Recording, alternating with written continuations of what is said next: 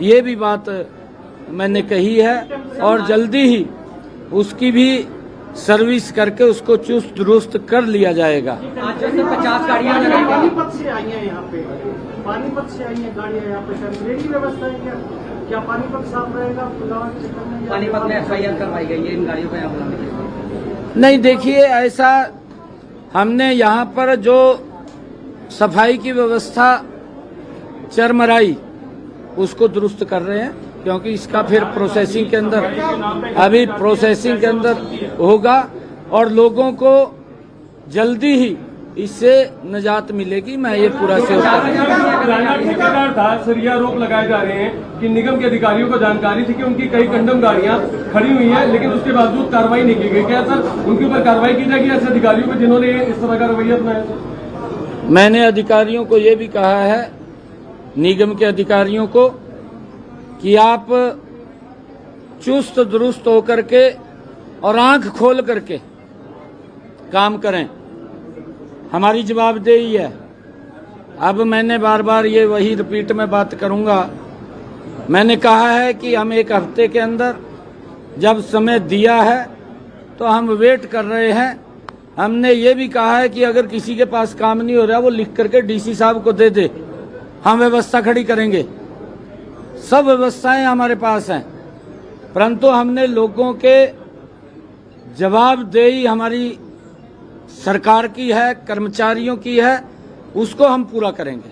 50,000 सरकार भर्तियां कर रही है, ऐसे में 10,000 से ज्यादा जो अभ्यर्थी हैं वो पंचकुला में धरना दे रहे हैं, जंतर मंतर भी पहुंच गए हैं धरना देने के लिए। ऐसे में सरकार किस तरह से भर्तियां पूरी करेगी?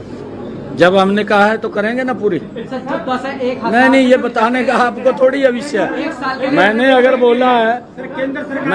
बोला है तो 50,000 करेंगे तो करेंगे, आपको बताएंगे। वो कैसे करेंगे?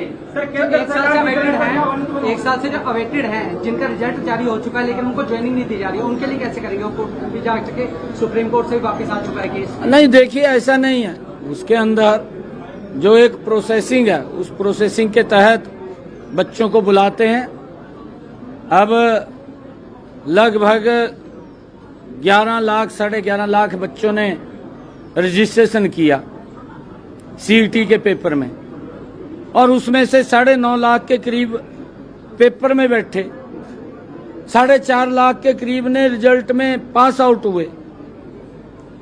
जितनी सरकार के पास वैकेंसी निकाली है उतने तो रखेंगे, उससे फालतू कैसे रखेंगे?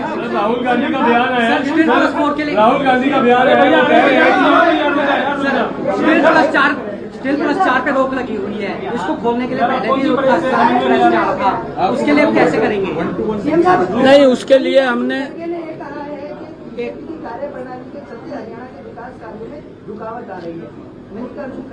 आपके सांसद भी कह रहे हैं कि अधिकारी काम नहीं कर रहे। खड़गे साहब को आप ये बात पूछना, जब ये भारत जोड़ो यात्रा लेकर के राहुल हरियाणा में गया था, खड़गे साहब ने ही कहा था मंच के ऊपर खड़ा होकर के कि भाई मोदी तो हर साल 1 करोड़ नौकरी की बात कर रहा है। वो हरियाणा के लोगों को पूछ रहा था, खड़गे ने पूछा था, हमने नहीं पूछा था। मंच के ऊपर से पूछा था, लोगों से ये पूछा था भी आपके यहाँ कितनी नौकरी मिली है। तो मेरे ख्याल से वहां जो कांग्रेस की रैली में लोग आए हुए थे, उन्होंने ही कहा कि भाई नौकरी मिली, हाथ खड़े करका। फिर खड़गे साहब का क्या था रिएक्शन कि आप तो लड़ाकू हैं, आपको मिल गई होगी, कहा। यह रिएक्शन था उसका। अरे तू बोल क्या रहा है? तू एक पार्टी का बड़ा सीनियर लीडर है, आपने बोलना भी ठीक चाहिए। ये लोगों को गुमराह करने की बात नहीं करनी चाहिए। इसके ऊपर ये लोग बोलते हैं, झूठ परोस रहे हैं।